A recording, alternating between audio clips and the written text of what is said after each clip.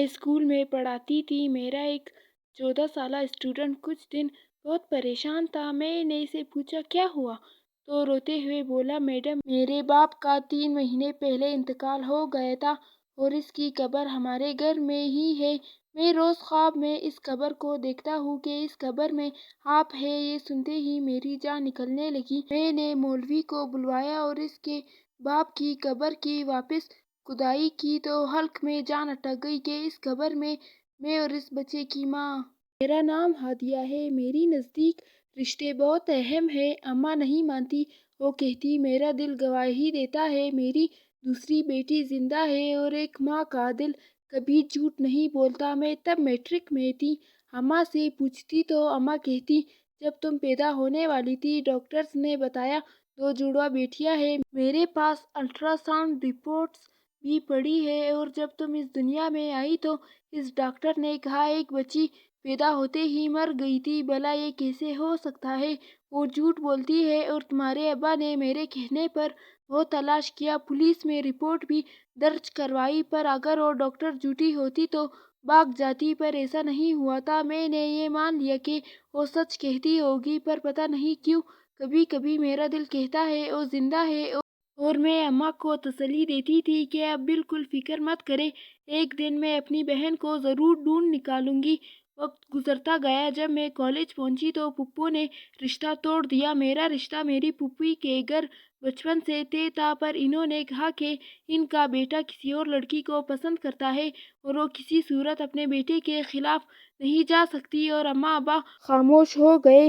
ایسا نہیں تھا میں خوبصورت نہیں تھی، پر کہتے ہیں انسان کو جب کسی سے محبت ہو جاتی ہے تو انسان اسے پوری دنیا کا سب سے خوبصورت انسان لگنے لگتا ہے۔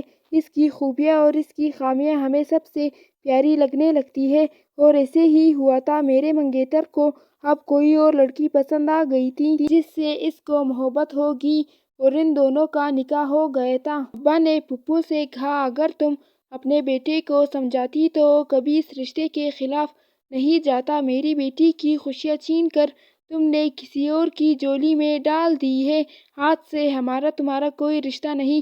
اور پھپھو خود غصے سے اٹھ کر چلی گئی، کہنے لگی آپ لوگوں کے پاس کیا ہے؟ جہاں میرے بیٹے نے رشتہ کیا ہے وہ لڑکی امیر گھر سے ہے، 2 گاڑیاں کھڑی ہیں، ان کے گھر نوکر چاکر سب کچھ ہے اور لاکھوں کا جہیز دیں گے۔ تو ابا نے کہا آپا تم ایسے کہو، دولت کے لالچ میں رشتہ کیا اور اتنے سالوں کی محبت کو ٹھکرا کر ہم سے رشتہ ختم کر لیا۔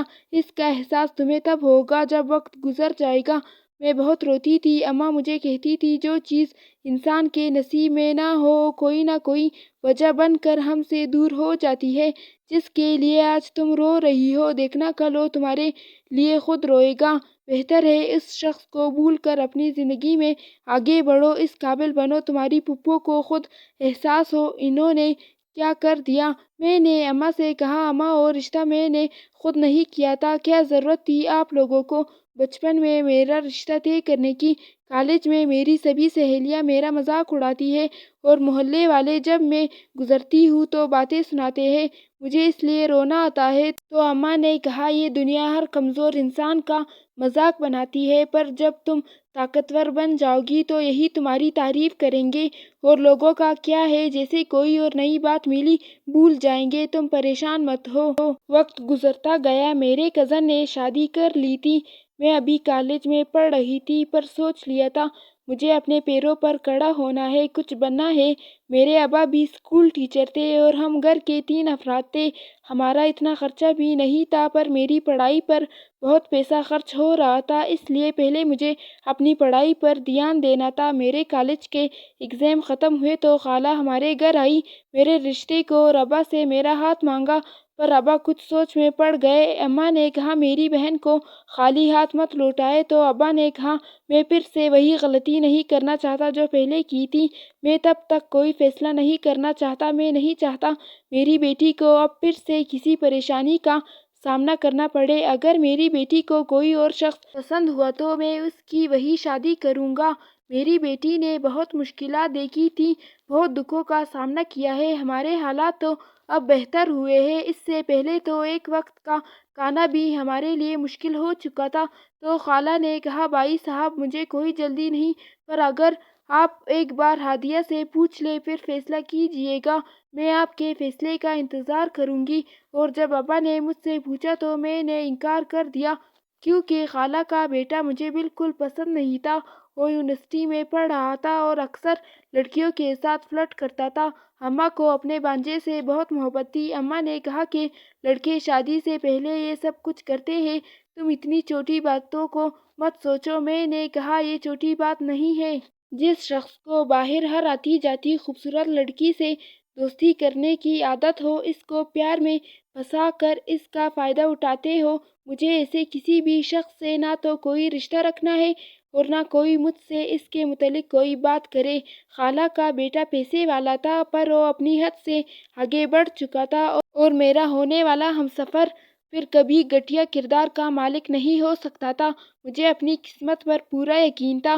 جب میرا رزلٹ آیا تو ابا نے پورے محلے میں مٹھائی بانٹی اور میرا ایڈمیشن یونیورسٹی میں کروا دیا۔ ابا کو دیکھ کر اور اپنے ٹیچرز کو دیکھ کر میرا بھی دل کرتا تھا میں کالج میں پڑھاؤں۔ جب خالہ کو رشتے سے انکار کر دیا تو خالہ کا بیٹا یونیورسٹی پہنچ گیا، میرا راستہ روک کر کہنے لگا، مجھے لگتا ہے یا تو تم کسی اور کو پسند کرتی ہو یا پھر ابھی تک اپنے ایکس منگیتر کو بھولی نہیں ہو جو مجھ جیسے لڑکے کو انکار کر دیا۔ لڑکیاں مجھ پر مرتی ہیں اور ایک تم ہو جس سے میں شادی کرنا چاہتا ہوں۔ ارد گرد سبھی یہ باتیں سن رہے تھے، اس میں باتیں کر رہے تھے۔ میں نے کہا، تم نے جو سمجھنا ہے سمجھ لو، تم جیسے گھٹیا اور آوارہ شخص کے ساتھ میں کبھی شادی نہیں کروں گی، چاہے کچھ بھی ہو جائے۔ اگر دوبارہ کبھی میرا راستہ روکا یا مجھ سے مخاطب ہونے کی کوشش کی تو یہ یاد کر لینا میرا باپ کون ہے۔ اور میں وہاں سے چلی آئی۔ میرے ابا پورے خاندان میں غصے اور غیرت کی وجہ سے بہت مشہور تھے، پر گھر میں سب کے ساتھ بہت رحم دل اور محبت کرنے والے تھے۔ ابا کہتے، انسان کو اپنا معیار بنا کر رکھنا چاہیے، اس کا ایک ایسا کردار ہونا چاہیے کہ کوئی بھی شخص ہم سے مخاطب ہونے کے لیے 100 بار سوچے۔ اور ایک لڑکی کو چاہیے جب وہ گھر سے باہر نکلتی ہے تو سخت لہجہ اپنائے، کسی بھی اجنبی سے مخاطب ہو تو لہجے سے جان لے یہ لڑکی کیسی ہے تاکہ وہ اپنے دائرے میں رہے۔ ابا نے مجھے بہت مضبوط بنایا تھا اور یہی وجہ تھی مجھے اب باہر کے لوگوں سے ڈر نہیں لگتا تھا۔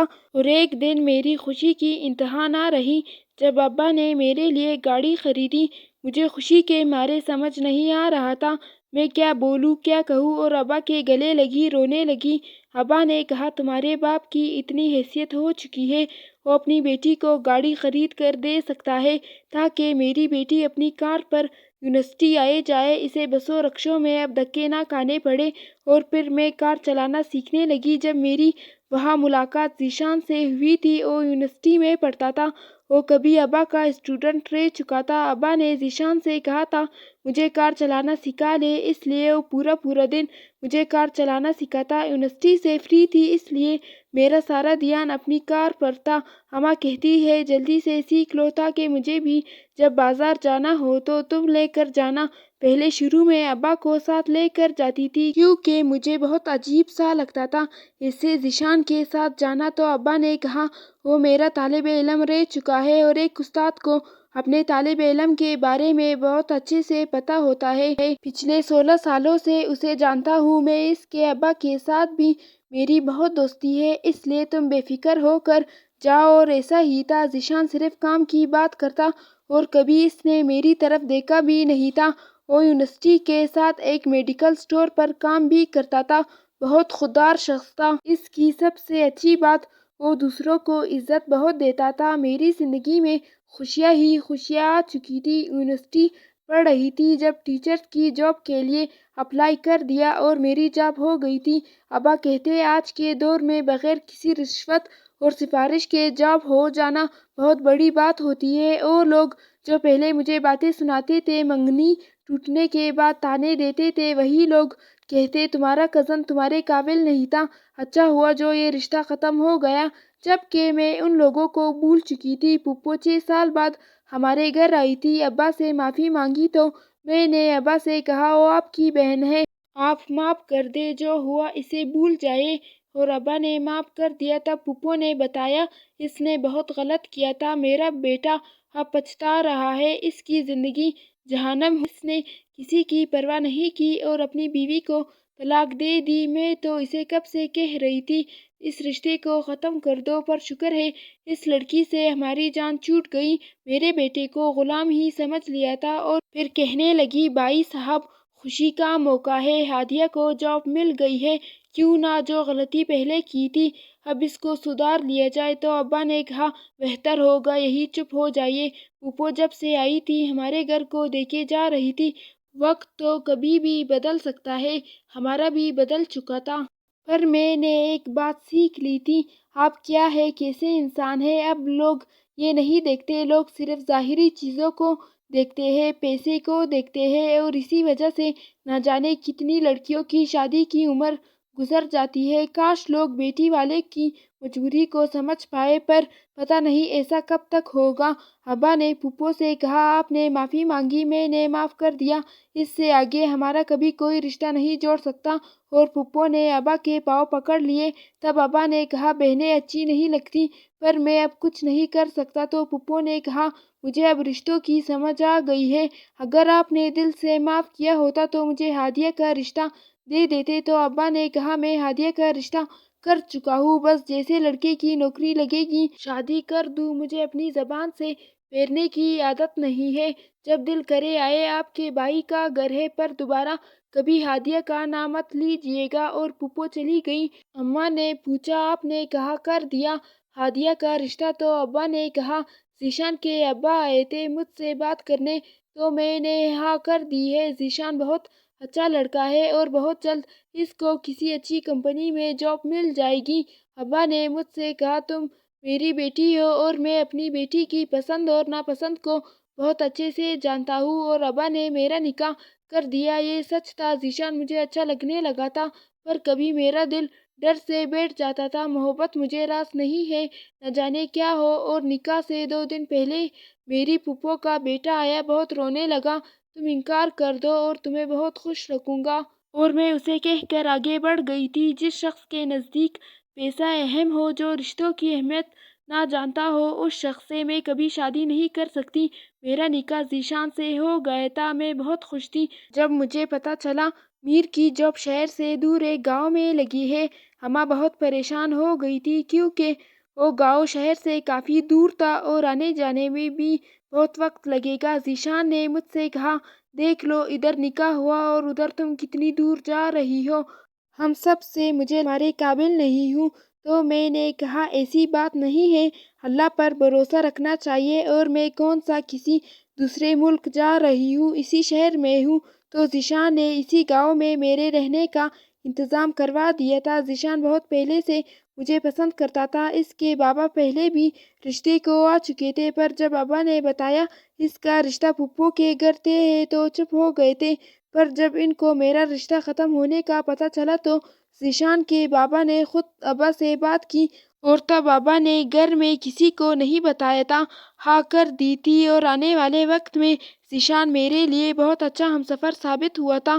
اماں ابا مجھ سے ملنے آتے رہتے، ابا کہتے، میں نے بات کی ہوئی ہے، امید ہے بہت جلد تمہارا ٹرانسفر شہر کے کسی اسکول میں ہو جائے گا۔ میں اسکول جانے لگی، بہت اچھا لگتا تھا بچوں کو پڑھنا، پر وہ چھوٹے بچے نہیں تھے، 9ویں جماعت کے تھے، اور ایک لڑکا جس کی عمر 14 سال تھی ہر وقت مجھے گھورتا رہتا تھا، کبھی مجھے دیکھ کر رو دیتا تھا۔ پچھلے 2-3 ماہ سے وہ ایسے ہی ری ایکٹ کر رہا تھا۔ میرا ایک 14 سالہ اسٹوڈنٹ کچھ دن سے بہت پریشان تھا۔ میں نے اسے پوچھا، کیا ہوا؟ تو وہ روتے ہوئے بولا، میڈم، میرے ماں باپ کا 3 مہینے پہلے انتقال ہو گیا تھا، اور اس کی قبر ہمارے گھر میں ہی ہے۔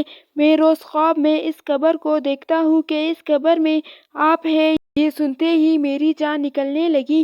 میں نے مولوی کو بلوایا اور اس کے باپ کی قبر واپس کھدوائی تو حلق میں جان اٹک گئی کہ اس قبر میں اس بچے کی ماں، جو بالکل میرے جیسے تھی، وہ دفن تھی۔ اس کے مردہ وجود کو ابھی تک کچھ نہیں ہوا تھا، وہ یقیناً نیک روح تھی۔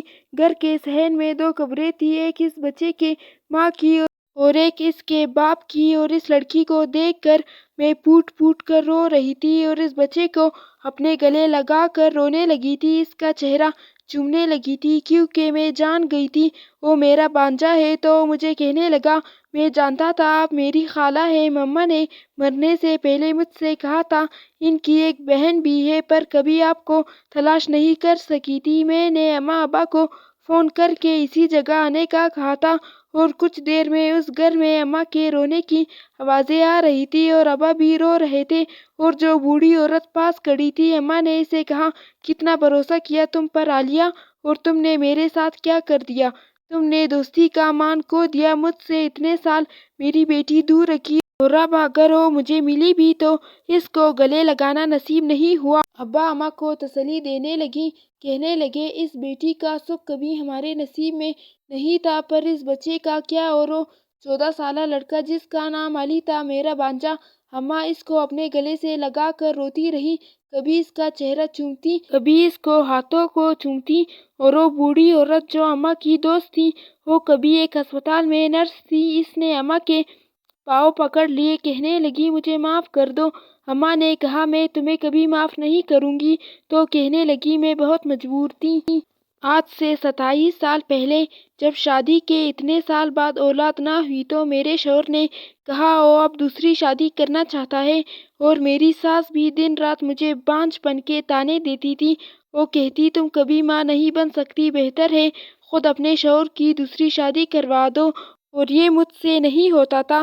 میں اپنے شوہر سے بہت محبت کرتی تھی، سب سے لڑ جھگڑ کر اس سے شادی کی تھی، پر کہتے ہیں اگر قسمت ساتھ نہ دے تو محل میں رہنے والی شہزادیاں بھی مٹی میں رل جاتی ہے۔ اس نے کہا، پہلے شوہر اچھا نہیں تھا، وہ میری بالکل عزت نہ کرتا، اور شادی کے 5 سال بعد میری گود ہری ہوئی تو، اور تم بھی تو اس وقت کتنی خوش تھی کیونکہ تم بھی ماں بننے والی تھی، پر جب میری بیٹی پیدا ہوئی تو وہ مردہ تھی، اور یہ بات ایک دوسری نرس کے علاوہ کوئی نہیں جانتا تھا۔ میں نے اس سے کہا، کچھ کرو ورنہ میرا شوہر مجھے چھوڑ دے گا۔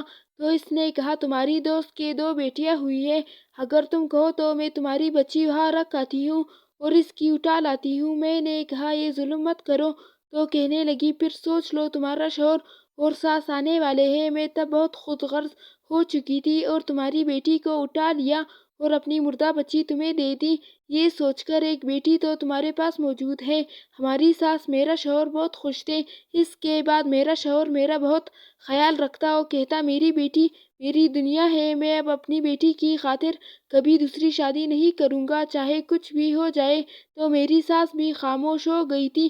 میرا شوہر اب مجھے اہمیت دیتا تھا، میری بات سنتا تھا، میرا ساتھ دیتا تھا، پر میرا ضمیر مجھے ملامت کرتا جب تمہیں روتا دیکھتی۔ کئی بار سوچا تمہیں بتا دوں اور ایک دن تمہیں کچھ بھی بتائے، ہر رابطہ ختم کر کے دوسرے شہر لوٹ گئی، پر یہ سچ ہے، میں نے اپنی بیٹی کی پرورش بہت اچھی کی، اسے کبھی کسی چیز کی کمی نہیں ہونے دی۔ وہ بالکل تمہاری عادات کی مالک تھی، مجھے ایسا لگتا جیسے تم ہو وہ تمہارا عکس تھی۔ اور پھر اسے کسی سے محبت ہو گئی، مجھے بہت ڈر لگتا تھا کہ کہیں جو کچھ میرے ساتھ ہوا میری بیٹی کے ساتھ نہ ہو۔ میرا شوہر ایک ایکسیڈنٹ میں مارا گیا تھا، میرے پاس صرف میری بیٹی کا سہارا تھا۔ میں نے اسے بہت سمجھایا کہ بیٹی، محبت میں کچھ نہیں رکھا ہوتا، مجھے بہت ڈر لگتا ہے۔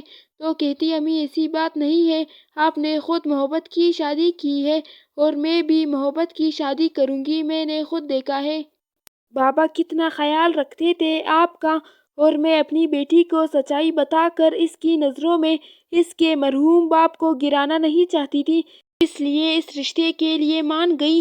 وہ لڑکا ایک گاؤں کا رہنے والا تھا، میں نے اسے بہت سمجھایا، تم ایک گاؤں میں کیسے رہو گی؟ تو وہ مجھے کہنے لگی، امی رشتوں میں محبت ہونا ضروری ہے، اگر محبت نہ ہو تو محل میں رہنے والے بھی تنہا رہ جاتے ہیں۔ اور میں اس کی شادی اس لڑکے سے کر دی، وہ دونوں بہت خوش رہتے تھے، اور مجھے بھی یہی اس گھر میں اپنے ساتھ لے کر آئے۔ اس لڑکے کی ماں فوت ہو چکی تھی، اور ایک بہن تھی جو بیاہ کر دوسرے ملک جا چکی تھی۔ میں ہر وقت اپنی بیٹی کے لیے دعائیں کرتی۔ اس کا شوہر بہت اچھا تھا، بہت خیال رکھتا تھا، مجھے بھی اپنی ماں کے جیسے عزت دیتا تھا، اور جس دن میری بیٹی امید سے ہوئی، میری خوشی کی کوئی انتہا نہ رہی۔ میں گھٹنوں شکرانے کے نوافل ادا کرتی تھی۔ میرے رب نے مجھے میری اوقات سے کہیں زیادہ دیا تھا، اور اس دوران میں یہ بالکل بھول چکی تھی کہ اس بچی کو میں نے جنم نہیں دیا تھا بلکہ اپنی دوست کی بیٹی کو چیر آیا تھا۔ اور پھر جب اس کے گھر بیٹا پیدا ہوا تو روتی مجھے کہتی، امی شکر ہے اللہ نے مجھے بیٹا دیا، اور ایک پل بھی اپنے بیٹے علی کو خود سے دور نہ کرتی۔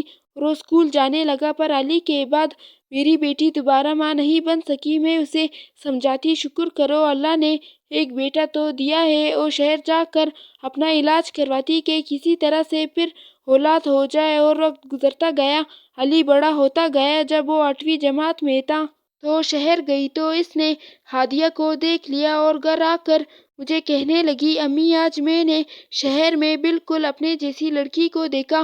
اب روز وہ مجھے یہی بات کہتی جیسے اسے کوئی شک ہو گیا ہو۔ اور ایک دن اس کی دنیا اجڑ گئی، اس کے شوہر کی موت ہو گئی، اور اسی غم میں وہ بھی بیمار رہنے لگی۔ مجھے کہنے لگی، امی میری قبر بھی اسی صحن میں میرے شوہر کے ساتھ بنانا، میں نے اسے الگ ہونا نہیں چاہتی تھی۔ اور پھر ایک دن میں نے اسے ساری سچائی بتا دی تو سب سن کر کہنے لگی، میں نے آپ کو ماں سمجھا ہے، میرے دل میں آپ کی محبت بہت زیادہ ہے، پر میرے پاس اب وقت نہیں رہا کہ میں اپنے ماں باپ کے پاس جا سکوں۔ اور اس رات آج سے 2 ماہ پہلے اس کی موت ہو گئی، اور اس کی خواہش کے مطابق اسے اس گھر کے صحن میں دفن کر دیا۔ اور ایک دن اسکول میں علی نے ہادیہ کو دیکھ لیا، مجھے کہتا، نانی آج مما کو اسکول میں دیکھا، وہ ہمیں پڑھاتی ہے۔ اور جب اسکول جا کر میں نے پوچھ گچھ کی تو پتہ چلا قسمت ہادیہ کو اس کی بہن کے پاس لے آتی ہے، پر افسوس اس کی بہن اس دنیا میں نہیں رہی۔ وہ عورت اماں کو سب کچھ بتا کر رو رہی تھی، ہم سب رو رہے تھے، اماں کو چین نہیں آ رہا تھا۔ ذیشان نے اماں کو بہت مشکل سے سنبھالا اور واپس گھر کو لوٹ آئے تھے، اور وہ عورت ہمارے ساتھ نہیں آئی تھی۔ اس نے کہا اسے یہی اپنی بیٹی کے پاس رہنا ہے، اور میرا بھانجا اس کو میں اب وہاں نہیں چھوڑنا چاہتی تھی۔ اماں کی اس میں جان بستی تھی۔ کچھ ماہ بعد میری رخصتی ہو گئی۔ آج بھی اتنے سال گزر گئے، میرے 3 بچے ہیں۔ آج بھی میں اپنی بہن کی قبر پر جاتی ہوں، اور اماں ابا علی کے ساتھ بہت خوش ہیں۔ وہ اب کالج میں پڑھتا ہے۔ وہ عورت بھی اس دنیا سے جا چکی ہے۔ اس گھر میں ہر طرف ویرانی ہی ویرانی ہے، اور آج بھی اس صحن میں کھڑے ہو کر مجھے ایسا لگتا ہے جیسے میری بہن اس گھر میں چل پھر رہی ہو، ہنس رہی ہو، اور پھر کبھی ایسا لگتا ہے جیسے وہ بھاگ کر میرے گلے لگی ہو، اور پھر ہم دونوں بہنیں ایک دوسرے کے گلے لگ کر رو دیتی ہو۔ پر جب میں آنکھیں کھولتی ہوں تو اچانک سے سب ختم ہو جاتا ہے۔